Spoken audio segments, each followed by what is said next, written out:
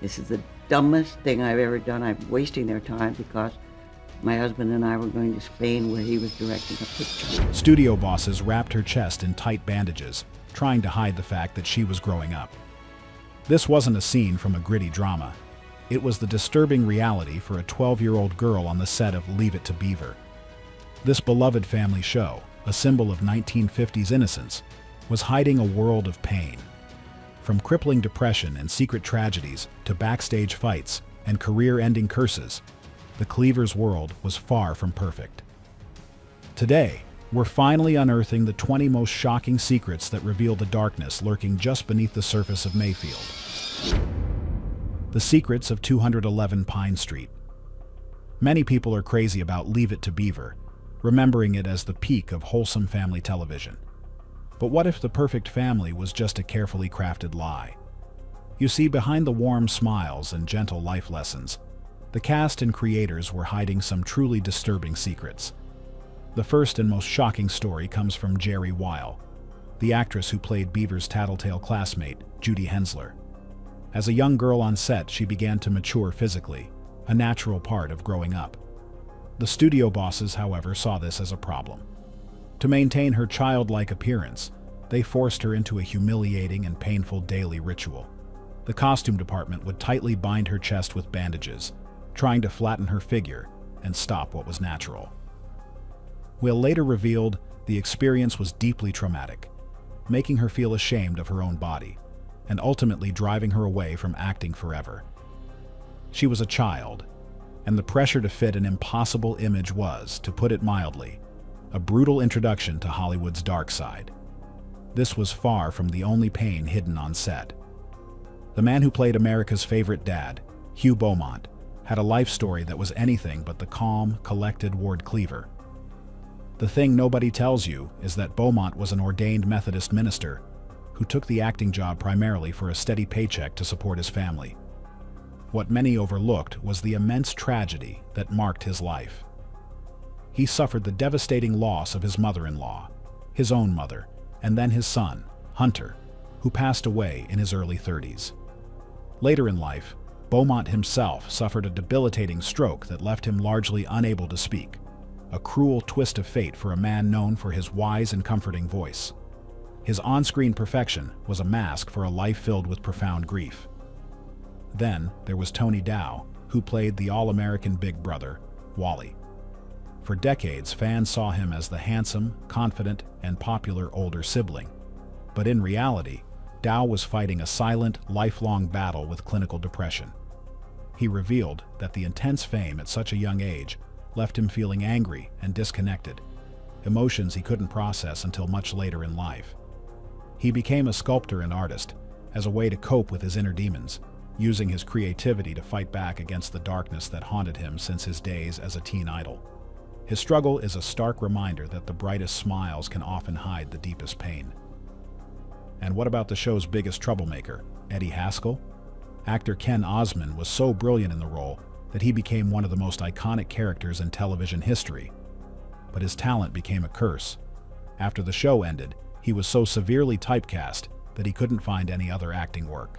He once called the role of Eddie Haskell a death sentence for his career. Casting directors simply couldn't see him as anyone else. Frustrated and unable to escape the shadow of his character, Osmond made a shocking career change that would put his life on the line in the most dramatic way possible.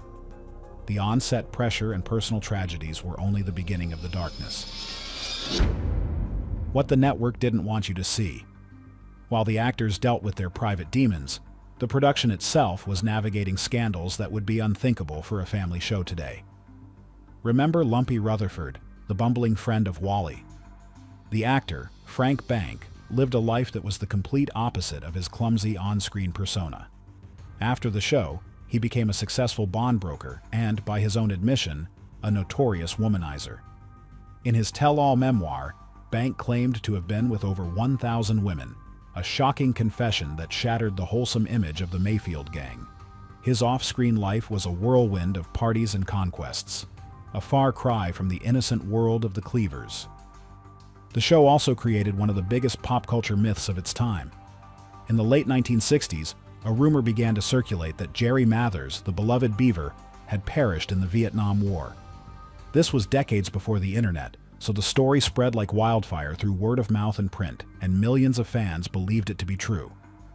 The reality was that Mathers had served in the Air National Guard and was very much alive and well, but the rumor became so widespread that he had to publicly debunk it for years. The persistence of this dark story shows just how deeply the character had connected with America. Even the show's creation story has a darker edge. It was almost canceled before it ever became a hit. After its first season on CBS, the ratings were just not good enough, and the network dropped it. To put it mildly, it was a flop. For most shows, that would have been the end. But in a rare move, rival network ABC decided to take a gamble and pick it up. It was on ABC that the show found its audience and became a classic. The thing nobody tells you is that one of America's most iconic shows was originally considered a failure. The censors were a constant problem, and one incident in particular caused a massive scandal. In an early episode, Beaver and Wally hide a baby alligator in the toilet tank. The problem? In 1957, showing a toilet on television was considered absolutely taboo. The network censors were furious and demanded the scene be cut. The producers fought back, arguing it was essential to the plot.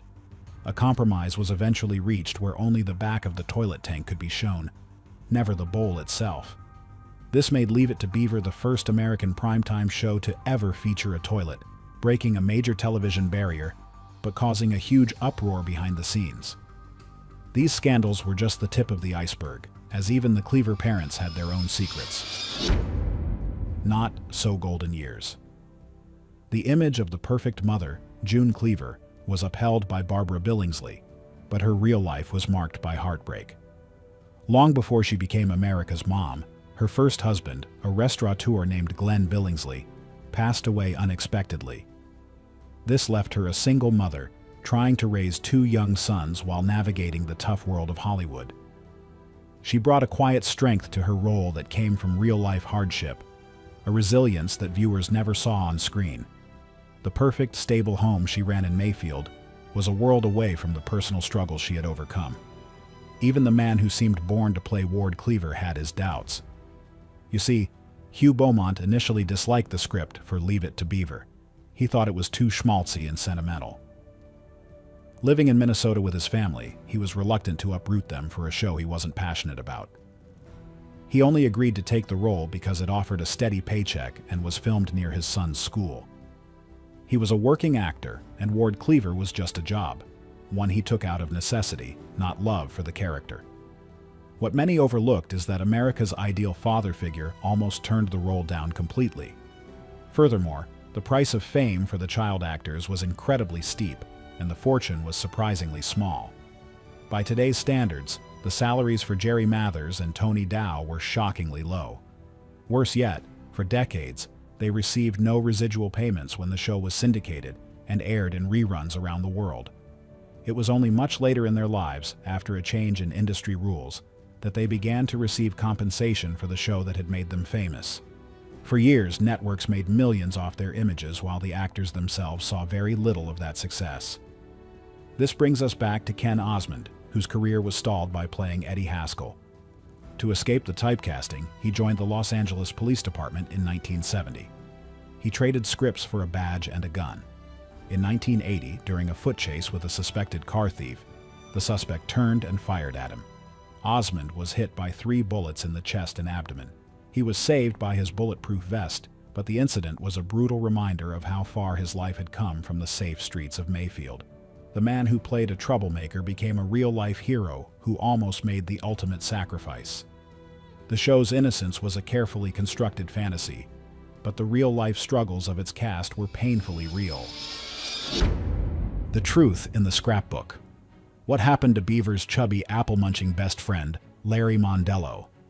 Midway through the show's run, he simply vanished. One day he was there, bouncing through the hallways of the Cleaver household with his mischievous grin, and the next, he was gone, without a single farewell episode or a hint of explanation. The official story handed down by the studio was that Larry's family had moved out of state, a tidy, believable excuse that made sense on paper. But fans quickly noticed the abruptness, and rumors began swirling behind the scenes. For decades, whispers persisted that the real reason had little to do with geography and everything to do with his stage mother. Barbara Billingsley, who played June Cleaver, once hinted in interviews that the producers found Larry's mother incredibly difficult to work with. Some accounts suggest she was controlling and demanding, clashing with the rigid schedules of a network sitcom. Rusty Stevens, the actor behind Larry, simply stepped away from Hollywood entirely, retreating to the quiet anonymity of a regular life. Yet the sudden disappearance left a strange, unresolved gap in the show's history, a little puzzle that fans still speculate about today. The absence of Larry Mondello became one of those rare, lingering mysteries that added a shadow of intrigue to an otherwise sunny series. The show wasn't all light-hearted antics and apple pies either. The writers quietly pushed boundaries for a 1960s family sitcom, introducing themes that were genuinely taboo for the era. In one episode, Beaver befriends a house painter named Andy, who is subtly portrayed as struggling with alcohol. Nowhere does the show use the word alcoholic, yet the implication is clear. The scene is handled with a careful sensitivity. Ward and June sit down with a confused Beaver to explain that some adults struggle with things they can't control. For a network at the time, it was radical to address such a delicate subject in a program aimed at children, especially without relying on overt moralizing. Similarly, in another episode, Beaver's friend Chopper reveals that his parents are divorced, explaining why he has 2 birthday parties. Divorce was almost never discussed on television in the early 60s, particularly in shows marketed as wholesome family entertainment. Yet the series treats the topic with quiet understanding, normalizing experiences that many children quietly faced, but rarely saw represented on screen. These moments gave the show a subtle, almost revolutionary depth, quietly challenging the conventions of the period without ever feeling preachy. Even the name Beaver comes with a story that's as strange as it is slightly uncomfortable. The show's creators claimed the character was named after a shipmate from World War II, a harmless anecdote meant to sound sentimental. But in reality, Beaver was already a well-known slang term with an off-color meaning. It's unclear whether this was an innocent oversight or a deliberately cheeky inside joke. But the dual interpretation adds a bizarre layer to the character's squeaky clean image. For decades, viewers would laugh at Beaver's innocent mishaps, all while the character's name carried a secret, awkward undertone. It's one of those details that sticks with you. Once you know it, there's no forgetting it, and it makes you look at the show's glossy, perfect facade in a slightly different light. When it came to ending the series, the decision was unusually thoughtful for its time. Many shows of the era were canceled abruptly or stretched on past their natural lifespan. But Leave It to Beaver concluded on its own terms. Jerry Mathers, who played Beaver, wanted to step away from acting and experience a normal high school life. The producers recognized that the characters had run their natural course. Wally was heading off to college, and Beaver was entering his teens. Rather than force the show into a contrived next chapter, they chose to end it gracefully. The series finale, titled Family Scrapbook, is historically significant as one of the first ever television finales designed to give a proper, nostalgic conclusion. It celebrated the family's journey, preserving the show's warmth and integrity instead of chasing higher ratings or additional profit. That choice, prioritizing narrative closure and legacy over money, is rare in television, then or now. The finale allowed viewers to say goodbye on their own terms, honoring the characters and the world they'd come to love over 6 seasons.